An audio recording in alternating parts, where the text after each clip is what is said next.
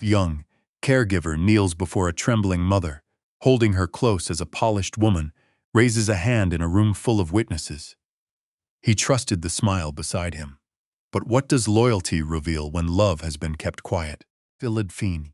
By the time Nora Bennett noticed the call light blinking outside room 214, the little red bulb had already been flashing long enough for the night hall feel guilty. She was carrying a stack of warmed blankets against her chest, being carefully past the polished console table, where a vase of white orchids sat under a gold-framed mirror.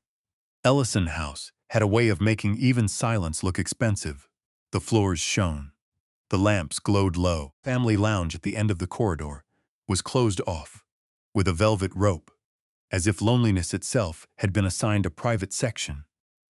At the nurse's station, two senior aides were speaking softly with a woman in pearls who had come funnins. Stayed minutes and spent most of that time asking whether the foundation dinner was still on schedule. Owen looked toward the blinking light. Nora slowed. Off 214, blinked again.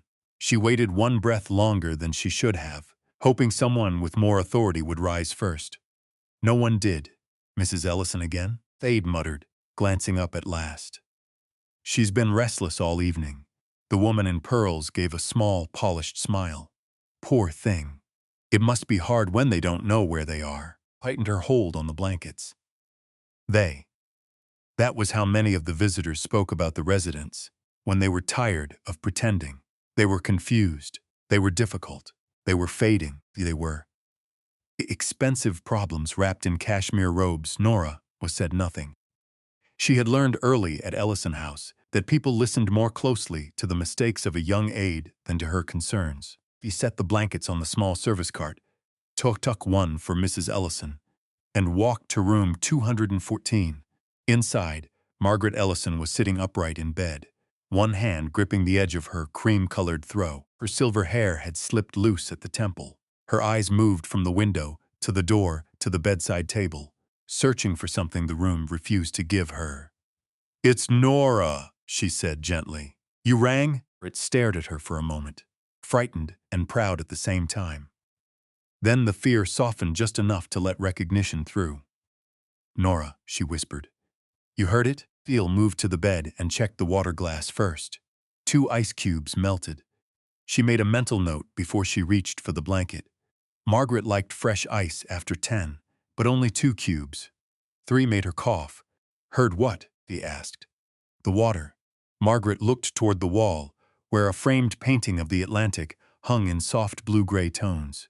It was right outside the windows. The old windows shook when the wind came in, folded the blanket over Margaret's knees. The first hotel? Margaret's fingers found the loose corner of the throw and began rubbing it. He wanted coffee in the lobby. Coffee and salt air. Those awful flowers everyone kept sending. Her face tightened. "Where is Caleb?" "Mr. Ellison is expected tomorrow," Nora said. "For the foundation dinner." Margaret blinked as if the answer had arrived in pieces. "Tomorrow," she repeated. Nora crossed to the care binder on the side counter. The official evening note was neat and empty in the way too many notes at Ellison House were empty. Dinner, partial. Mood, restless. Medication, given, and of the call light. No mention of the call light. No mention of Margaret asking for Caleb. No mention of the way she kept turning toward the painted ocean as though it might become a door. Nora opened the lower drawer and slipped out her own notebook. It was small enough to fit in her scrub pocket, with a bent corner and a cheap blue cover. She never left it where families could see it. She never wrote opinions, only times. Words repeated, food refused, hands shaking, forgotten. Names remembered. Her grandmother had taught her, too late, that small things mattered.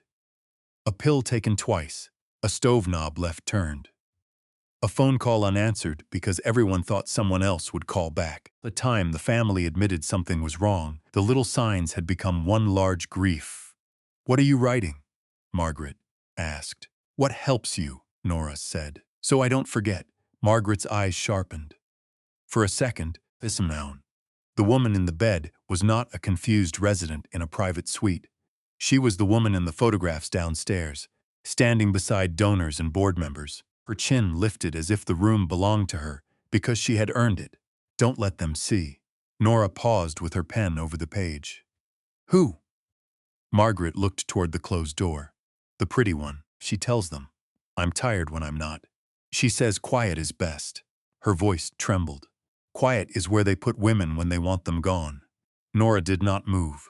The hallway outside was still soft with distant voices, with the small controlled laughter of people who never had to wonder if one late rent payment could change their lives. Her father's last message sat unread on her phone in her pocket. She already knew what it would say, a sound. He would tell her not to worry. He would tell her the insurance letter was probably nothing. He would lie gently, because fathers did that when they could no longer protect their daughters with money. Mrs. Ellison, Nora said, keeping her voice calm, has someone said something about moving you? Margaret's hand tightened around the blanket. They talk around me, over me, through me. She looked down at her own hands, ashamed of them for trembling. I know what they think. Old women hear more than people believe. Nora wrote that down. Margaret watched the pen move. Yellow roses, she said suddenly. Nora looked at the vase near the window. White roses, perfectly arranged, perfectly wrong. You asked for yellow ones yesterday, Nora said. He planted yellow roses by the side entrance of the first hotel. For the guests who came in from the beach with sand on their shoes, its mouth pulled tight. She changed them. Maybe for the dinner, Nora said, but the words felt weak as soon as she said them. Margaret shook her head. She moves things so I can't find my life. The sentence settled in the room harder than any cry would have. Nora closed the official binder without writing in it. Not yet. A note like that in the wrong place could disappear, or worse, become proof that Margaret was irritated. She had seen how language worked in places like Ellison House. Upset meant inconvenient. Confused meant ignorable. Difficult meant someone else got to decide. So Nora kept her own notebook open. Tell me what you remember, she said. Margaret's eyes moved back to the painting of the ocean. The House of Mornings, she whispered. The place near the water. He promised I would always hear the sea. She swallowed. Caleb doesn't hear me anymore. Nora sat beside the bed. She did not tell Margaret that Caleb loved her.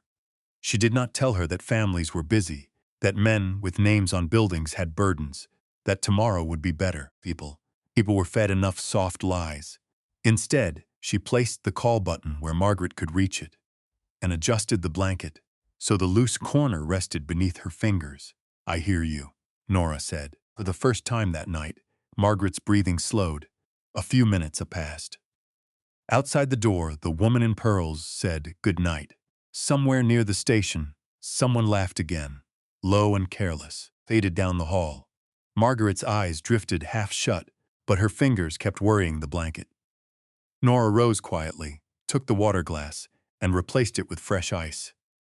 When she turned back, it was looking at her with a tired, pleading clarity that made Nora's chest tighten. She's selling the house of my memories, Margaret murmured, and everyone keeps calling it care. Nora stood very still. She opened the blue notebook again and wrote down every word. The blue notebook stayed in Nora's scrub pocket the next evening, pressed flat against her hip, beneath the black service apron she had been told to wear for the foundation dinner. She had almost left it in her locker. Twice, she had opened the locker door and looked at the little bent corner of the cover. Twice she had told herself she was being foolish. Ellison House was full of people with offices, titles, and polished shoes. The night with tired feet and a rent notice folded behind her phone case. A notebook in her pocket did not make her brave, but it did make her remember. By the time the guests began arriving, the main hall no longer looked like the quiet place where residents were wheeled past in soft slippers. The rugs had been cleared. Tall arrangements of white roses stood beneath the chandeliers. A small stage had been set near the far end of the room, just beyond a velvet rope that separated family guests from staff, donors, and the hired servers moving quietly along the edges. Peter stood behind that rope with a tray of water glasses, watching Margaret. The old woman sat near the front in a pale evening jacket. her silver hair pinned neatly, a cream throw folded over her lap, even though the room was warm. Feel barred. She looked almost like the woman in the framed photographs downstairs. But Nora could see the strain in the way Margaret's fingers worried the edge of the fabric. Across the room, Caleb Ellison spoke with two men in dark suits. Face was calm, his posture straight, his attention divided with practiced precision. Every few minutes, someone touched his arm, offered a careful smile, and glanced toward Vanessa Pierce. Vanessa looked exactly as the room expected her to look. Her white dress was simple, expensive, and spotless.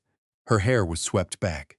Her smile arrived before she did, and stayed only as long as it was useful. She moved through the gala, as though she had personally arranged the air people were allowed to breathe.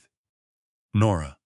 The voice was quiet, but it cut straight through the room. Set the tray down on a side table and moved toward Margaret, stopping just outside the velvet rope.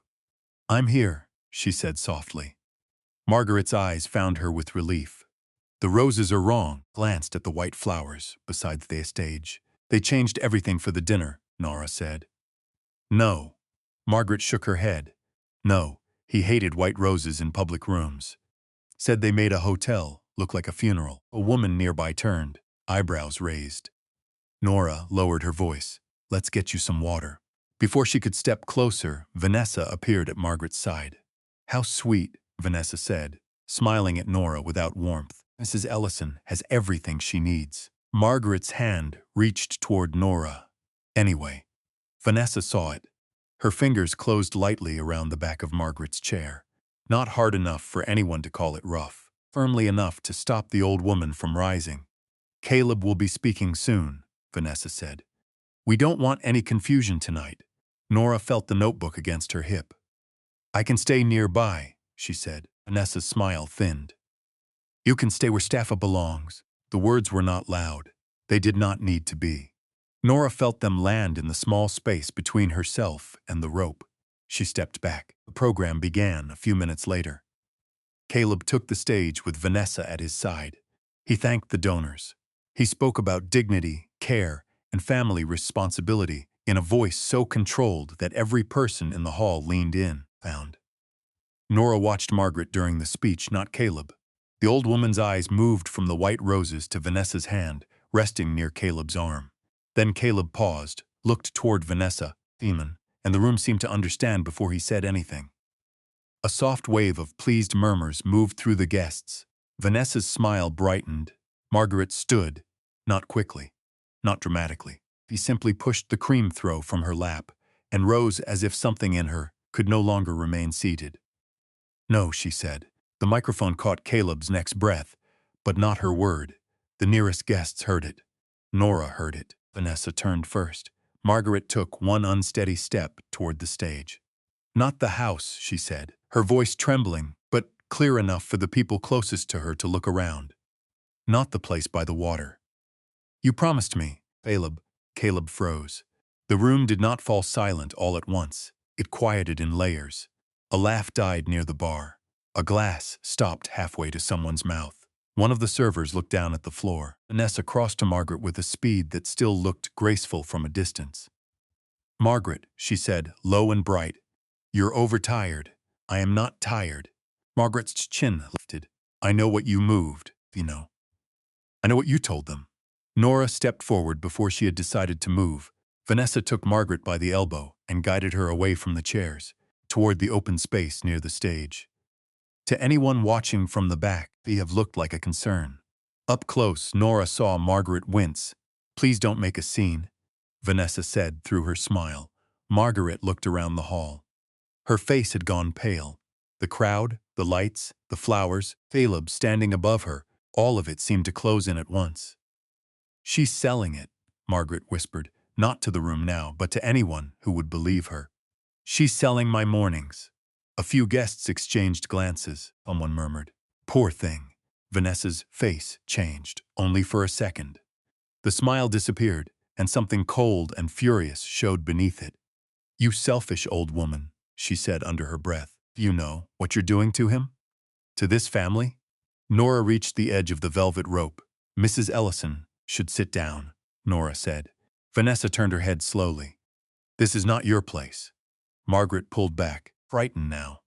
Her hand knocked lightly against the white roses on the nearest pedestal. A few petals fell onto the floor. That tiny sound seemed to snap the last thread of Vanessa's control. He moved Margaret farther into the open, away from the chairs, away from Nora, away from anything soft. Her voice stayed low, but the nearest guests heard enough to stiffen. You are embarrassing him, Vanessa said. Theon, you are embarrassing yourself. This is why decisions have to be made for you. Margaret's eyes filled with panic. Caleb? Caleb had stepped down from the stage. He was moving toward them, but not fast enough. Face still held the stunned restraint of a man, trying to understand a scene before he chose a side. Nora saw Vanessa's hand rise. It was not a wild swing. It was worse than that. It was controlled, sharp, a silence without leaving anything obvious for the room to name. Nora crossed the rope. Someone gasped as she moved past the flowers and into the center of the hall. The tray, at the side table, rattled behind her where she had left it. She reached Margaret just as the older woman lifted both hands in confused defense. Nora wrapped her arms around her and turned her own body between Margaret and Vanessa. The room went completely still. Vanessa's hand stopped inches from Nora's shoulder. For one suspended second, the entire gala seemed to hold its breath. Vanessa in her flawless white dress, furious and exposed. Nora in her plain black apron, holding Margaret close. Caleb standing to the left of the stage, staring, as if the scene had stripped something clean out of him. Margaret clung to Nora with both hands. She's the only one, Margaret said, her voice shaking through the silence. The only one who isn't selling me away. And the silence after Margaret's words did not break all at once. It tightened. Nora could feel every pair of eyes in the hall, fixed on her black apron, on Margaret's trembling hands, on Vanessa's suspended arm. He kept her body between the two women and did not move until Caleb reached them. Mother, he said, low and controlled. Margaret flinched at his voice, then clung harder to Nora. Don't let her send me away, said Vanessa. He recovered first. Her hand dropped smoothly to her side, as if she had never raised it at all. She turned toward Caleb with a wounded expression that looked practiced enough to belong on a stage. This is exactly what I warned you about, she said, keeping her voice soft for the room. She's overstimulated. Nora interfered before I could calm her down. Nora's throat tightened. She had expected blame, but not make it easier to stand there with half the gala watching, feeling like a mistake in the middle of a room that cost more than her whole year's wages. Caleb looked from Vanessa to his mother, then to Nora's arms still wrapped protectively around Margaret. Nora, he said, take her to the private sitting room. The words were quiet, but they carried. They were not an accusation. Not yet. But they were not trust either. He nodded. Yes, sir. Margaret would not let go at first. Nora guided her slowly, one step at a time, away from the white roses and the velvet rope. Behind them, the guests began whispering in careful, expensive murmurs. Called for the music to start again. But it only made the room feel more unnatural. In the small sitting room behind the hall, Margaret sank onto a pale sofa and pulled Nora down beside her by the wrist. She'll make him believe her, Margaret whispered. She always makes things sound gentle. Nora knelt in front of her. Breathe with me, Mrs. Ellison. I'm not crazy, I know. The words came out before Nora had time to soften them. Margaret stared at her. Then her eyes filled, not with confusion this time, but with exhausted relief. The door opened. Caleb stepped in, followed by Vanessa. He closed the door before nurse guests could see inside. His face was still composed, but something in his eyes had shifted. The polished host from the stage was gone. Remained was a son who had heard his mother beg not to be sent away and did not yet know whom to blame. Vanessa crossed her arms. Caleb, this cannot continue. Your mother needs quiet and professional boundaries. The young woman crossed a line in front of everyone. Nora rose slowly. Her hands felt cold. I was trying to keep Mrs. Ellison safe. Vanessa gave a faint, sad laugh. Safe from what? From being guided away from a public breakdown? Margaret pressed both hands over her ears. Caleb saw it. His jaw tightened. "Vanessa," he said. "Stop." The word was not loud. It cut through the room anyway. For the first time that night, Vanessa had no immediate answer. Caleb turned to Nora. "My mother said you were the only one not selling her away. Do you know what she meant?" Nora looked at Margaret, and the older woman's eyes were fixed on the floor, her shoulders drawn inward beneath the cream throw. "I don't know everything," Nora said, "but I know what I've seen." Vanessa's expression sharpened. "Be careful." Warning settled the last of Nora's doubt. She reached into the pocket beneath her apron and took out the blue notebook. It looked painfully small in her hand. Cheap cover, bent corner, ordinary paper. The moment Caleb saw it, his attention changed. "What is that?" he asked. "My notes," Nora said. "From night shifts. Things that didn't make it into the official binder." Vanessa stepped forward. "It is completely inappropriate. Staff are not allowed to keep private records on residents. I didn't write anything medical. I wasn't responsible for noticing," Nora said. Her voice shook, but she did not lower the notebook. "Times Mrs. Ellison asked for you. Times calls were redirected. Changes in her routine. The night she said someone told people she was sleeping when she wasn't." Caleb held out his hand. Nora hesitated only once, then gave it to him. He opened to the marked pages. The room seemed to cool around the soft scrape of paper turning. Nora watched his eyes move from one entry to the next. Vanessa stood very still. Caleb read without speaking. Page, then another. The entries were plain. No drama, no accusations. Just dates without dates, times without fuss. Fine. A small notes written in the careful hand of a woman been afraid no one was going to listen unless she made every word useful. "She asked for me 3 times that night?" Caleb said. Nora nodded. Official note said, "She slept through." Vanessa's voice softened. "Caleb, you know agitation increases when family contact is unpredictable. I was protecting her routine." He did not look up. "And the call log? He became fixated on calling you." "I advised limiting that." "You advised who?" Vanessa did not answer quickly enough. Caleb turned another page. Nora saw the exact moment he reached the notes about the medication schedule. V-sound. His expression did not change much, but the hand holding the notebook grew still. "This says you asked the staff to move her evening medication earlier before family visits." Vanessa's smile came back, smaller now. She was anxious. Nora forced herself to speak. She was clearer before the change. Vanessa turned on her. "You are a night aide." "Yes," Nora said. "That's why I was there." The word surprised even her. Looked at her then. Not through her. At her. A knock came at the sitting room door. Caleb opened it just enough to speak with the coordinator outside, then stepped back.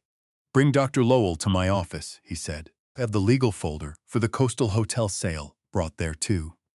Vanessa's face lost color. For the first time, Caleb noticed. He closed the door again. "Why would the hotel sale folder worry you?" "It doesn't," Vanessa said too quickly. "I'm worried about your mother. I'm worried about a staff member creating confusion in a fragile situation." Margaret lifted her head. "The house by the water." Caleb looked at her. Its voice was thin, but steady enough to hurt. "He promised me, Caleb."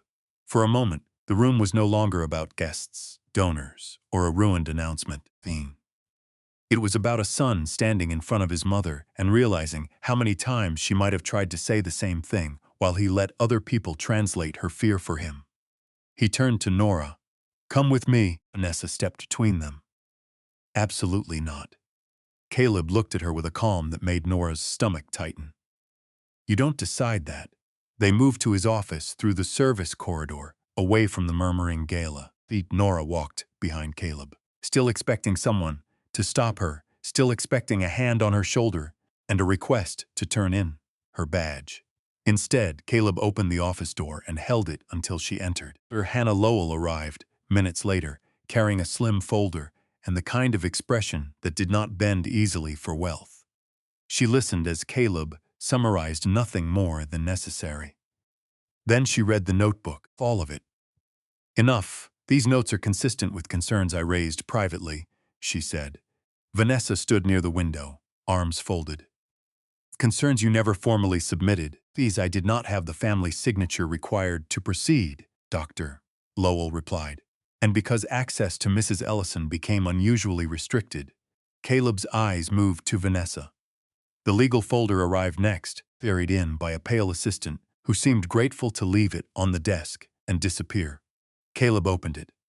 Nora stayed near the wall, hands clasped so tightly her fingers ached. She did not understand every page. Need to. She saw enough in Caleb's face as Dr. Lowell pointed to one section, then another. Authorization, capacity review, transfer recommendation, sales schedule. The words sounded clean, almost harmless, until placed beside the blue notebook. Then, they formed a pattern. Caleb closed the folder halfway and looked at Vanessa. You were preparing to move my mother out of Florida. Vanessa lifted her chin. To a better environment, Fusler. You were preparing to limit her authority during the hotel sale. To protect the family from confusion. You were preparing to do both before the engagement was even announced. The room went very quiet. Vanessa's polished mask did not fall apart. It hardened. You asked me to help repair this family's image, Caleb. That includes making difficult decisions when sentiment gets in the way. Nora felt Margaret's words return to her. Everyone keeps calling it care. Caleb placed the notebook on top of the legal folder. The cheap blue cover looked almost defiant against the heavy cream paper. Then he picked up both. Dr. Lowell, he said, you'll come with me. But Nora next. Not gently, not warmly, but with a kind of grave respect that made her stand straighter. You too. Vanessa took one step forward. Caleb, don't do this in front of the family. He opened the office door, exactly where this needs to be done.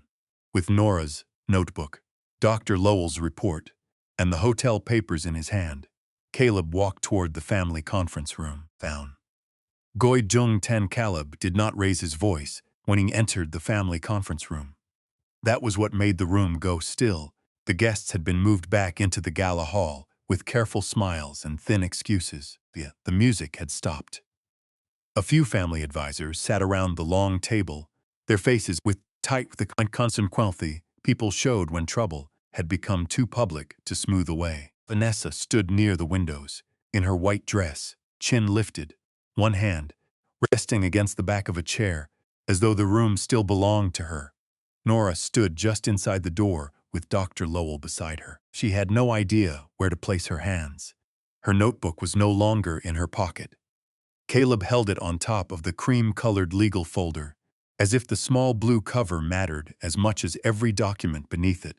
For a moment, thought he might ask her to leave. Instead, he set the notebook on the table.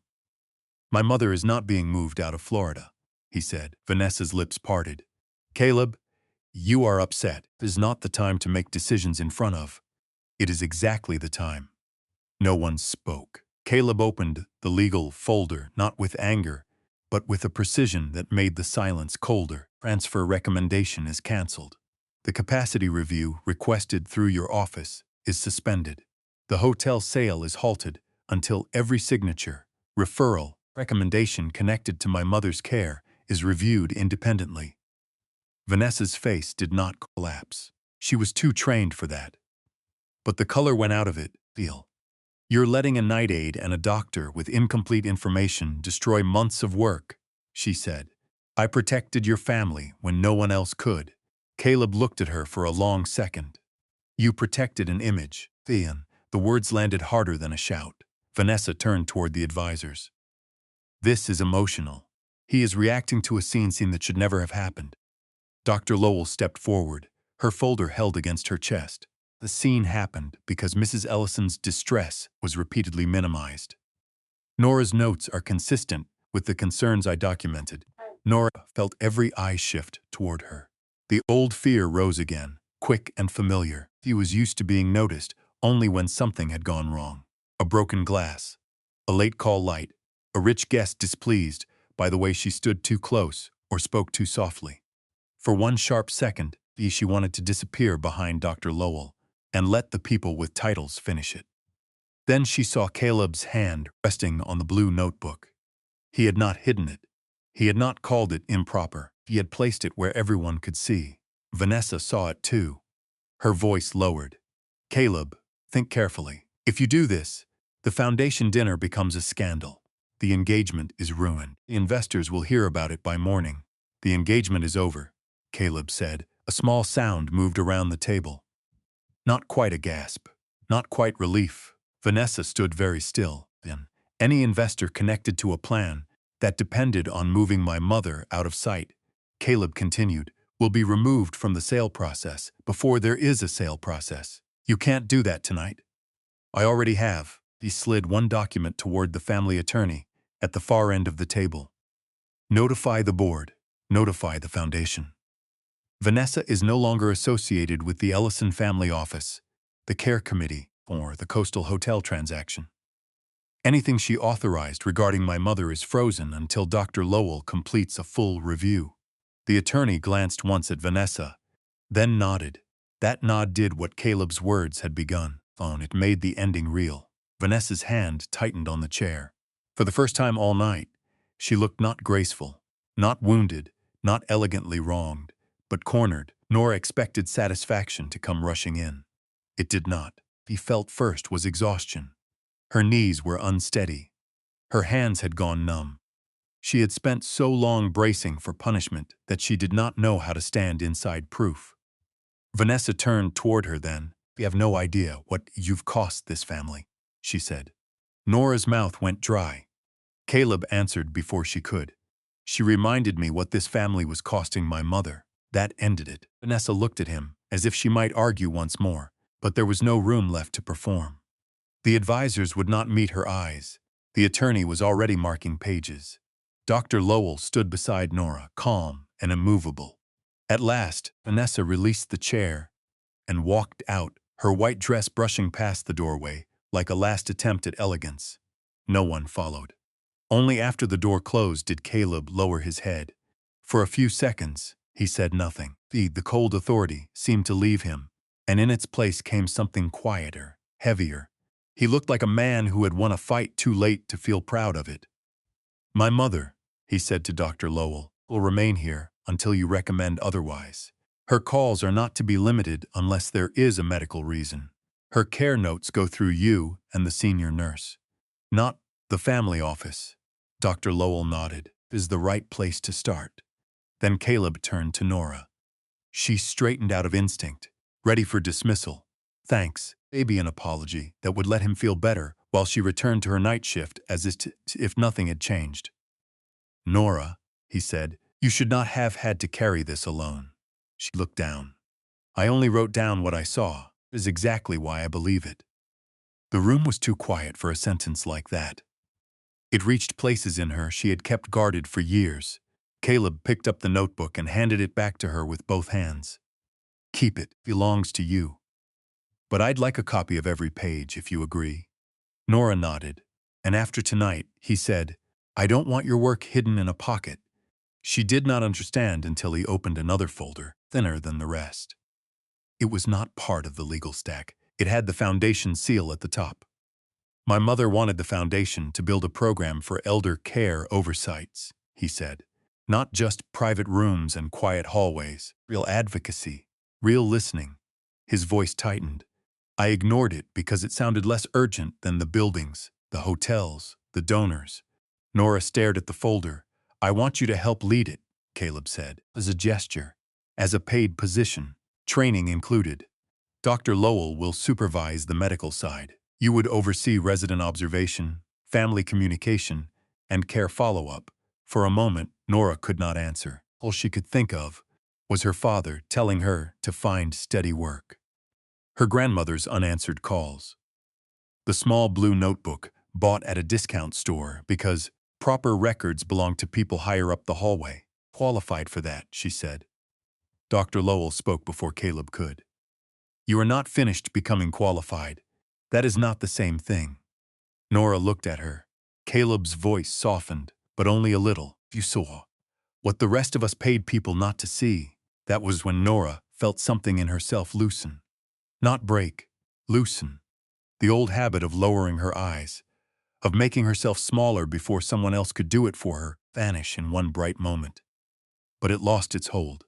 She signed nothing that night. Caleb did not press her. He only asked her to come with him to see Margaret.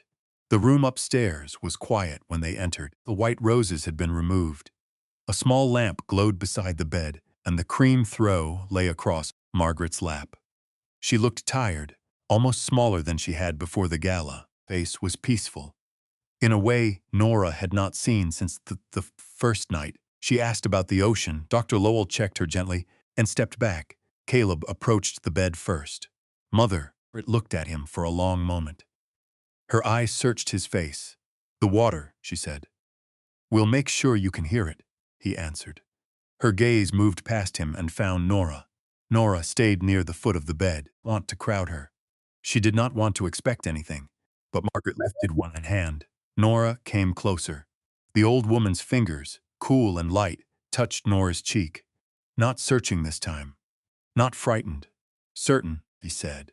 Just her name. No title. No mistake. No confusion. Nora closed her eyes for one breath, and when she opened them, she was still in the same room, still wearing the same black service apron, female. Still holding the same blue notebook against her side. But she was no longer standing there as someone lucky not to be blamed. She was standing there as someone who had been heard.